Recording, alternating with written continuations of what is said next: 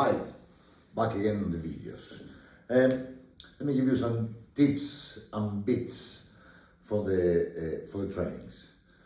When we start training, or at least this I will talk as a personal experience, more than a professional. When I started training back in the day, I wasn't certain about the range of motion of why this amount of reps. Should I do a bit more, a bit less? Truth is that I was totally clueless, of course. It was my first experience.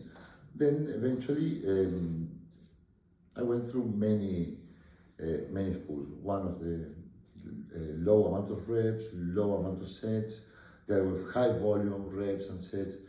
And then many professionals, among which I include myself, started thinking that the amount of reps is depending what is your goal, are the strength, are the muscle building,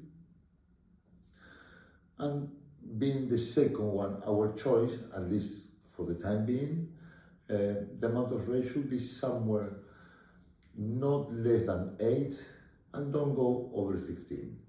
So that's like a 7 reps gap, it's a huge gap. Okay, then we will narrow that gap, go between 10 and 12.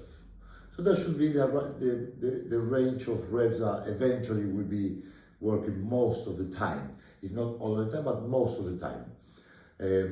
It doesn't mean that you have to reach the 10, you have to reach the 12, no. What it does mean that being a high volume training, you will have many sets to complete, and let's say that in the first 2 sets of a certain exercise, you reach the 12 reps.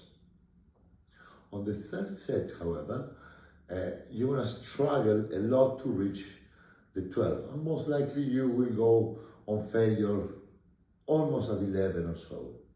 When you hit the 5th set, and then is where the things start kicking in. So here you aim for the 10-12, and most probably you won't reach the 10.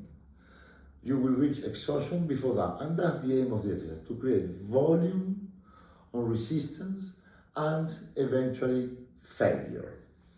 That is one of the key conditions, factors that we have to put into this equation of muscle building. Cheers.